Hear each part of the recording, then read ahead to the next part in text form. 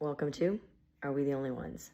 I'm Kathy, and today I want to talk about girl code. Okay, so everybody has a different maybe measure of what girl code means and bro code means to them personally, and then what maybe they are willing to accept from other people. So what I mean by that is, like, for me personally, if I meet somebody, boy or girl, it doesn't matter, and then I meet a person they are currently dating or used to date, and if I can sense that there's still feelings there from anybody, the person basically is no longer like a consideration at all. So I don't even think of them. I'm just no longer like able to be attracted to that person. But I don't necessarily expect other people to move like that, because I know that's kind of extreme. And like, I also possibly through romanticized movies have this small like soft spot in my heart for true love to exist and like unrequited love. And I don't really like the idea that two people that really love each other would be kept apart from each other. Even if it's like the right thing to do, there's something really sad about like not being with the person that like you're meant to be with ever in your life. So there's that. But I'm as a person that's been married for 23 years, I am not like one to say you should just break up a marriage either. Like that, I don't take that lightly. So for me, I guess it depends. But in general, bro code, girl code would be that when you have two people that have dated and had a serious relationship and had, like real history together, that neither of them dates a person in the friend group of their ex. And so, it depends. Like, I've seen people say, oh no, I really don't care. Like, please move on. So I have had an ex where like I really would not have cared if people dated him, because I really was over it. And at that point, it was like anything to just get him to move on would have been worth it. Even if it was a familiar friend of mine, I would have thought it was a little weird. Like, let's say it was my roommate. That would have been a little weird, but I would have also been like, please, like, I'm good. Like, I don't want him. So like, you can have him. Like, I don't, but that's me. I know most people don't feel that way. I can work where, for me, I would keep myself at a very disciplined, very above board situation where I would never date anybody that a friend of mine used to date. I think the closest thing is I had a friend in college. She was my suite mate. She had actually lost her virginity to another guy in our dorm who was a really great guy. Very handsome, pre-law, super like progressive dude. They didn't work out because she basically like just like ghosted him. But not really, because you're on the same dorm floor. But it was like she just started ignoring him, and he was like, what's going on? I didn't understand. 2 years later, he asks me on a date. We go on a date. But it felt weird for me. I felt like, and I wasn't friends with her at this point anymore. She had moved away, and we were no longer really like talking, and so it didn't really matter. She wouldn't have even known. It really would not have mattered, but I still felt weird about it. So that's me, but I don't hold people to that same standard, because I know it's a really like tough standard. But then I can judge if a person is like, like a soul-to-soul connection friendship with me, if they would like move the same way that I move in the world. So then there's that. So there's like, different ways that I can measure through like a calculation of like all the different variables. But in terms of, that's how I just keep myself clean on my side of the street in general. But how do people work I've had friend groups that were like not incestuous. I mean, it's like joke they're incestuous because we all like, I had a friend group that they all like at one point had all hooked up with each other. It was a group of like 10 people, I think. 6 that had been coupled up, and then basically 2 remained a couple the entire time.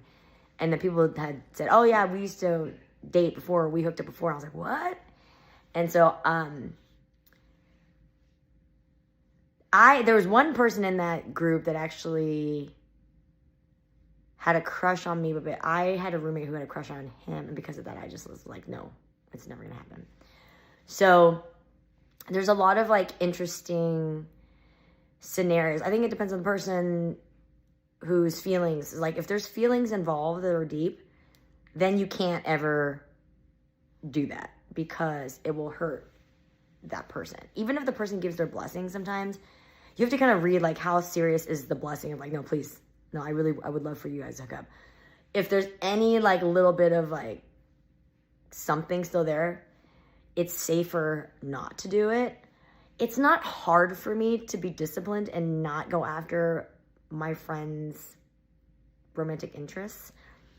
But at the same time, I have a certain type of, I don't know, like something about my personality that like, for instance, when I met my husband, I brought him over to my house in college, and there was a friend in our extended friend group that used to, like, she used to love sort of stealing people's pre-boyfriends. And so, like, you pre-boyfriend mean like you're meeting somebody, you're interested, but you don't know if you're gonna make it, it's gonna work. So you bring that person over to meet your friends, and then like sometimes that person doesn't end up with you. Sometimes they end up with somebody else. So in a way, it was a good test for me to bring my interest at the time, and then to see how like she actually, like, I remember she sat on his lap and he looked at me like, what the fuck? And I remember kind of like smiling, thinking it was actually kind of funny because I didn't mean for it to be a test, but it ended up kind of being a test. And his reaction to her let me know like how serious he was about me, but also like what kind of person he was in general, like if he could be trusted, right? So she was really surprised because she had 100% effective rate of stealing pre-boyfriends/boyfriends, because she was a beautiful girl, and she was flirty and she was fun, and so she would sit on their laps, and then like eventually, I don't know what would happen, they'd like flirt enough, and then they'd end up kissing somewhere, and then the girl that would originally have brought the guy would be like, oh, I guess he's not interested in me, right? So for me, when it happened, I brought my future husband, and he was like very chaste in a lot of ways, which helped me feel more comfortable about like deciding if I was going to go long term. And it was interesting to see girls like throw themselves at him. Now, even still, after we've been married, he's had a couple instances where people have, even like gotten permission for me to like dance with him or something like that. And I'm so sure nothing's going to happen. Or even I'm kind of also the mindset of like, I mean, weirdly enough, my mindset to kind of like, I wish a motherfucker would kind of thing. Like, if you are going to do that, then like, do it. And then peace out, like kind of thing. But I think now, obviously, like with children, I'd be a little bit hurt. I'd be like hurt and like traumatized, but I probably know how I would already like think about it. So I'd just be like, okay, this is the roadmap that you're on. This is what your plan would be. So initiate that plan if like somebody acts a fool, I had not had to worry about that because I just picked a good husband. I like knew what I was looking for to see if it was like worth my while to take myself off the market and like lock myself down for somebody. But I mean, I think actually that's the thing. Girl code and bro code are effective in actually picking a long-term partner, because people that follow that code, you know, are people that you can trust. People that don't follow that code, you know, they're not people that are deserving of your trust in a romantic relationship or otherwise in any shape or form, right? Like any business deals, you don't really want to trust people that like can't be trusted. You know, loyalty is a significant indicator of whether or not you as a person can hang out with somebody on a deeper level, right? So there's a lot of interesting lessons right now that are happening in the world that are things that, you know, help us reflect and think about our lives and how we've moved, and, you know, how happy we are now, or things that we were not happy about, and like how we could have avoided that, or lessons that we can impart on others to help them avoid making mistakes like that. But definitely I think like having a bro code and a girl code foundation is a good thing.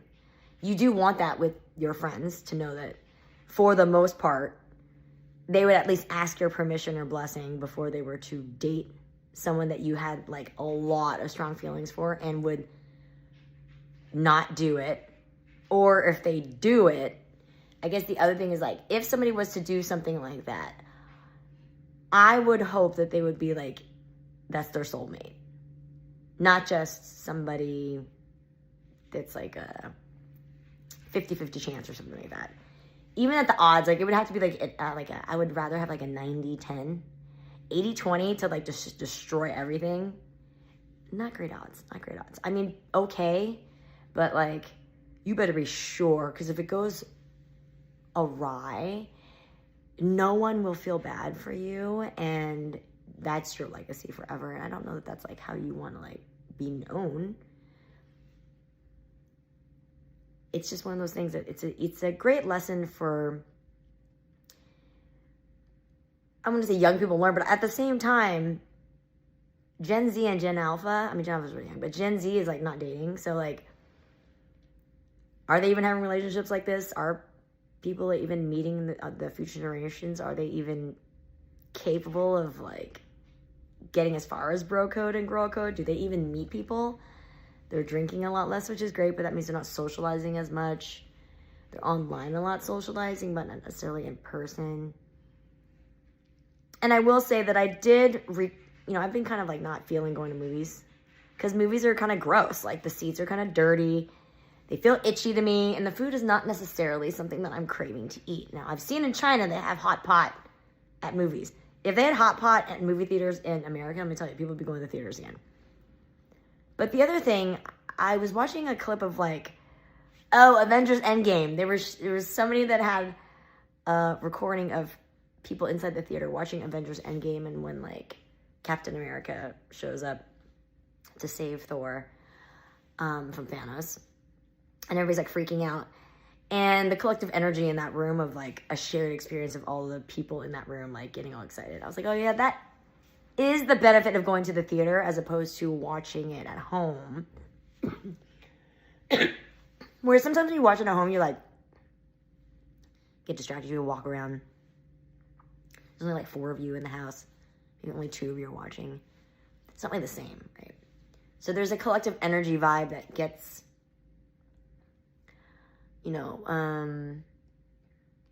lost now that people are not gathering in public places together in the same way. However, I do think like with all trends, this time period where we're very like onto our devices and kind of parallel playing as adults, I think will change, because I've seen a lot of people deciding to go with, I think they're called dumb phones, which is like a phone that only has texting and cell use and like GPS, maybe email. But there's a lot of like game board meet and greet nights now. I think there's going to be a trend, sort of like pendulum swing, to fix the extreme isolation using tech, because we've gotten so, this is still like maybe this is the tail end of the bell curve of everybody kind of starting the innovative process of using tech all the time, walking and looking at your phone all the time, not really like being present in life. But now, as you know, you're sort of like hitting the saturation point in your own brain, you can, I know I'm feeling it. I think everybody can feel that they want to like unplug a little bit. So I think there's going to be a swing where there'll be a trend where everybody's like doing stuff in person in the next like 5 years. I'm sure there's going to be a lot of like doing everything in person, but the requirement is that you have to make it good to go in person. Like, don't make, the stores have to be cleaner. Give me an experiential moment that makes me want to come out there and, you know, be out there in person. I have to get dressed. I have to like be out with people that I don't know if they're going to be like polite or not. Because, you know, that's the thing. We need to socialize everybody again in the United States, to have manners and etiquette. Maybe that would be more pleasant to be out in public again. Right now, we have to sort of undo a lot of the negativity that's been fed to us over the last like decade of having a reality show president. And so I think it would be nice to remind ourselves of like what's great about people. And it's not even about like different parties. I think people are starting to see the light. So, you know, you have codes. Maybe that's part of the reason why girl code or bro code can like start. It's just like the rebuilding in reality TV, starting the conversation again with Summer House, sort of like rebuilding the understanding of what basic loyalty is, and then getting it so that, because I feel like reality TV was the reason why we started to have a breakdown of norms in how we expect people to behave in certain financial tax brackets, and then also not understanding how we feel about shocking behavior. And then now that we've had time to process what we think about people that do shocking things and then like end up in jail for them and then get forgiven and get to go back to these huge platforms, I think it made society sort of like have too much forgiveness for bad behavior. The irony now that it's come full circle, where you have reality TV personality go all the way up to the presidency and not do a great job, is that it would make sense that it would have to be reality TV that would come up with sort of like the rebuilding foundational process of reminding people what loyalty is, what integrity is, what trust is, why it's important to have it, what it looks like if you fail at being a good person, what the accountability looks like for you among your friends. And then, you know, everybody is trying to get a platform now on Instagram in some way, whether like intentional or not. But in that sense, you can see what happens on Summer House and like with reality show figures. And when they have bad behavior and they get held accountable for it, then it's sort of like a mirror on regular people on how accountability might play out for you if you decide to be a crappy person, basically. So I think, you know, we had to go, it's been like 20 years since reality TV started, 25. I guess it does take like a 20 to 25 year cycle to understand sociologically what's going to happen when you introduce something so powerful and new to humanity, and then see how it affects society at large. But there is a connectivity that we have now that we didn't really have before through cultures. I think we're more inclusive of different cultures, and because we can, I mean, maybe that's because of K-pop and BTS, who have come back from their army, what is it? Not deployments, but like their commitments. And so it's interesting because they have basically 100% draft in South Korea, and now we might be having a draft. Actually, we are supposed to have a draft. It's automatically going to register people from 18 to 25, I believe, into the draft. So it's like, what codes are we going by that will help us? You know, there's these norms that are like, that was it for a long time in the United States. Like, having a draft is not something that we just like do. So it's like we're breaking that code there. There's a lot of codes in the military that are being broken right now by the leaders. The White House actually threatened the Vatican, which is another code that is like, has always been held, where you don't make threats to the Pope. So that was a new one. I know that now the Pope is also retaliating and calling for peace and denouncing this White House. And then the White House, I think, responded by doing an AI image of Trump as Jesus. So now a whole bunch of Catholics and other Christians have decided that was the line that they couldn't take. So they're also turning on them over blasphemy. And yeah, it's ironic that Donald Trump wanted the Nobel Peace Prize so much, but he's like going to war with the Vatican because the Vatican wants peace. I don't know, it's very strange. Tell me what you think about codes. Bro code, girl code. Where do you stand on the code? How do you fall? Like, how do you move yourself? How do you expect others to move in terms of your past relationships? Are you okay to allow a violation in girl code or bro code for true love soulmates? Or is it an absolute no matter what? Tell me what you think. Send me an email, DM, comment, follow on Substack. That's a primary place. And then you can also find us on YouTube and Instagram and TikTok. But yeah, give me some feedback and let me know what you're thinking on that. Because it's interesting to know the variations of what people are willing to accept in terms of past feelings, right? So, I mean, I know that, like, for instance, Tobey Maguire, Kirsten Dunst, Spider-Man, Mary Jane, right? OG Spider-Man. They had a relationship in real life. And then fast forward, Leonardo DiCaprio has a crush on Kirsten Dunst and wants to have a relationship with her. And she's into it. He asks Tobey Maguire for his blessing, and Tobey Maguire says, no, like, if I just couldn't, like, it would not be something that he could handle. And so Leonardo DiCaprio backed off. And so now she's married to Jesse Plemons.